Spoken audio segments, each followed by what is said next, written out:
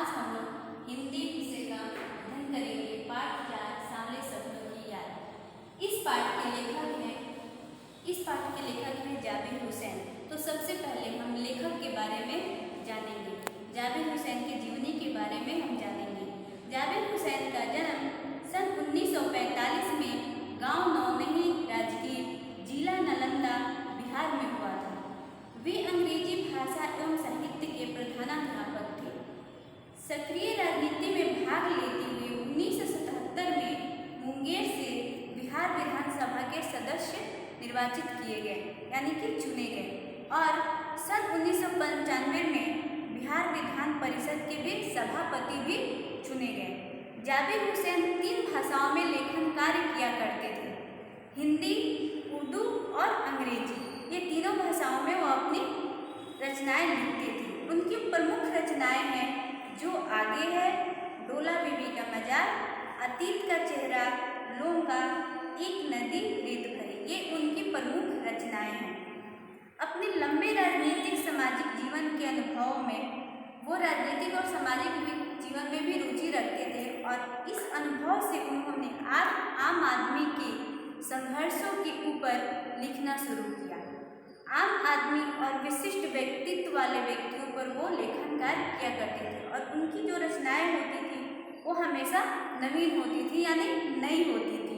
उनकी जो शैली होती थी, शिल्प होती थी, वो हमेशा नई होती थी। इस पाठ को जून 1987 में प्रसिद्ध पक्षी वैज्ञानिक सलीम अली के मृत्यु के तुरंत बाद डायरी शैली में लिखा गया। कई प्रकार की शैलियाँ होती हैं, पर इस पाठ को उन्होंने डायरी शैली में लिखा।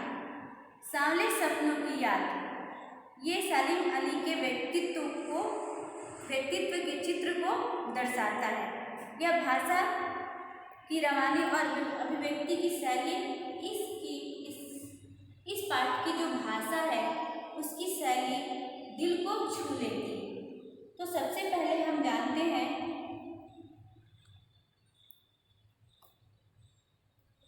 कि सलीम अली की यात्रा कैसी थी। उनकी जो यात्रा थी, उनकी अंतहीन यात्रा थी। सुनहरे पक्षियों के पंखों पर सांवले सपनों का एक झुंड सवार है।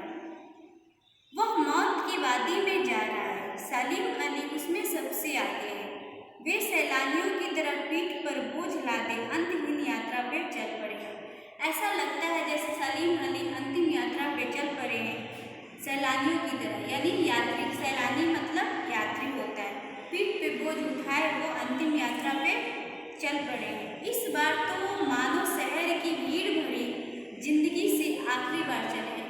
इस बार उनको देख के ऐसा लगता है जैसे वो शहर की भीड़ से आखिरी बार चले हों और कभी लौट कर नहीं आए। मानो वे कोई पक्षी हो जो मौत की गोद में जा बसे।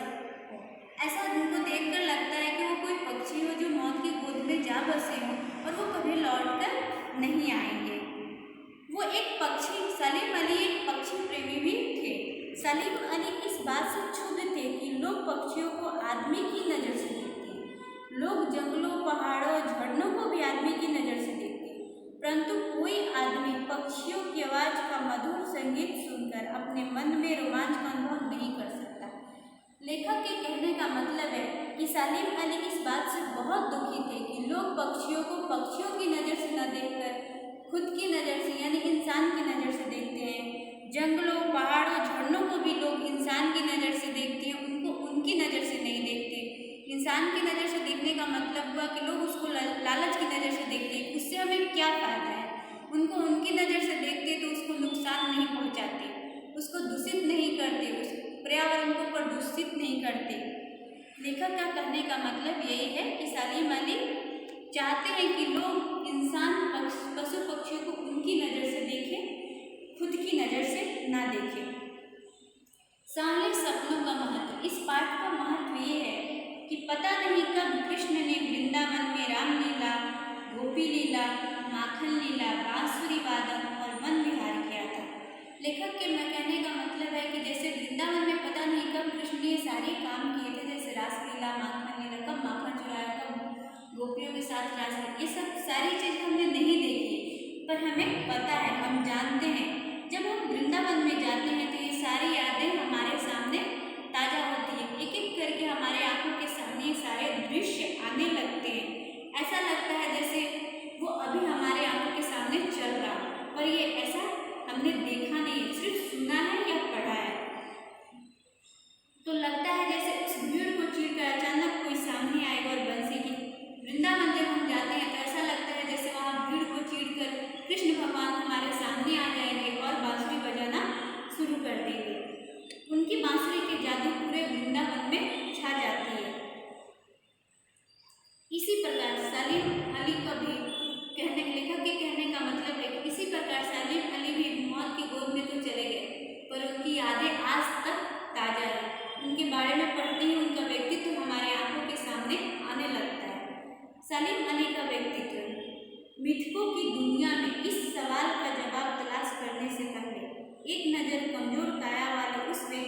डाली जाए जिसे हम सलीम अली के नाम।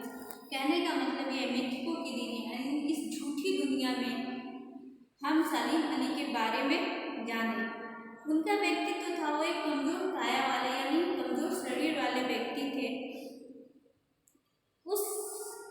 उनका उम्र सती तक पहुंचने में थोड़ी ही दिन बाकी थे। सती यानी कि 100 वर्ष, उनकी जो उम्र थी वो 100 वर्ष तक पहुंचने में बस थोड़े ही दिन बाकी थे। उनको देखकर ऐसा लगता था जैसे वो कोई लंबी यात्रा से लौटकर थके हारे और कमजोर इंसान हो। उनकी मृत्यु कैंसर जैसी जानलेवा बीमारी के कारण हुई। जो सलीम अली की मृत्यु हुई वो कैंसर जैसी भयानक और जानलेवा बीमारी के कारण हुई, लेकिन अंतिम समय तक मौत उनकी आंखों से वह रोशनी छीनने में सफल नहीं हुई जो पक्षियों की तलाश और उनकी हिफाजत के प्रति समर्पित थे। सलीम अली पक्षियों की खोज में हमेशा रहते थे। वो अपनी आंखों के सामने हमेशा दूरबीन रखते थे, हमेशा पक्षियों की खोज में तलाश में रहते थे। उनको किस प्रकार सुरक्षित रखा जाए, इन बातों में वो ज़्यादा समय व्यतीत करते थे। वो भले मरने के कगार पे आ गए थे, लेकिन अपनी दूरबीन को नहीं रखा उन्होंने। सलीम अली की आंखों पर चढ़ी दूरबीन उनकी मौत के बाद ही उतरी थी। वो चाहे कुछ कैंसर हुआ कुछ भी हुआ, पर उनकी जो दूरबीन होती थी, जिस दूरबीन से वो पक्षियों को देखते थे, अवलोकन करते थे, वो उनके मरने के बाद ही उतरी। उन जैसा वर्ड वाचर शब्द ही कोई हुआ हो, शायद ही कोई हुआ हो। वर्ड वाचर यानी कि पक्षियों का अवलोकन करने वाला। वर्ड वाचर का अर्थ होता है पक्षियों को देखने वाला या अवलोकन करने वाला। लेखक कहते हैं कि उनके जैसा आज तक कोई वर्ड वाचर यानी पक्षियों को देखने या अवलोकन करने वाला नहीं हुआ है। तो बच्चों, इसके आगे का पाठ हम अगले वीडियो में पढ़ेंगे। तब तक के लिए bye, thank you, all the best.